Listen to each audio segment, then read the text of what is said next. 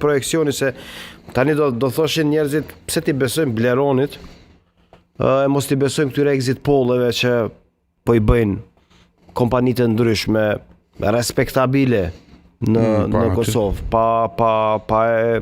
natyrisht pa e nënvlerësuar punën e tyre. Pse projekcioni është më i saktë se exit polli? Ose pse exit polli nuk bën e projekcioni bën?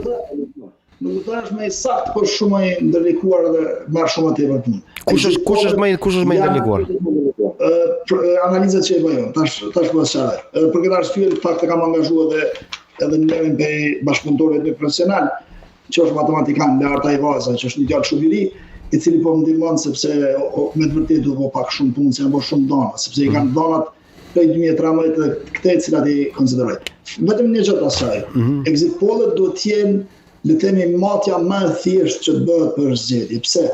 Sepse njerëzit emocionalisht janë më të sinqertë më njëherë pas i kanë votuar. Do të thotë i pret më njëherë pas i kanë votuar dhe shumë më vështirë me gënjy se sa për shembull një paraqitje online.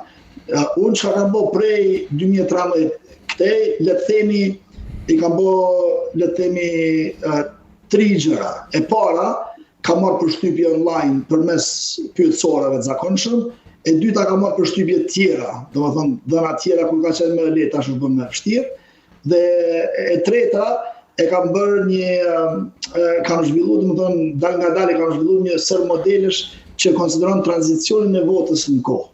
Kjo ka pas fillu në 2013, as përdi kur s'kujtohet kur nuk dija, por kalon nisma pragun ajo, ishte afër 5%, edhe ka pas fillu për shembull, që veç ta keni parasysh një element shumë thjesht, për të analizuar sa do ta kaloj nisma pragun ajo, e ka pas marrë për shembull impaktin e ndarjes së gjatëdasit nga LDK, dhe kam shikuar se në cilat vende kjo ndarje ka pas efekt më të madh. E kam shikuar domosdoshmë bazën e votës së gjatëdasit, e kam shikuar si po tranzicionohet, edhe kam bërë një farë projekcioni se çka do të ndodhë me votin e PDK-s në Malishev dhe si do shpërndahet në anë të tjera. Kjo ka qenë vetëm fillimi i një farë korrelacioni thjesht, pastaj kam filluar duke shikuar si po tranzicionojnë votat edhe nga zgjedhjet në zgjedhje, cilat parti po shkojnë në rritje e tjera, por edhe cilat janë ndryshimet demografike.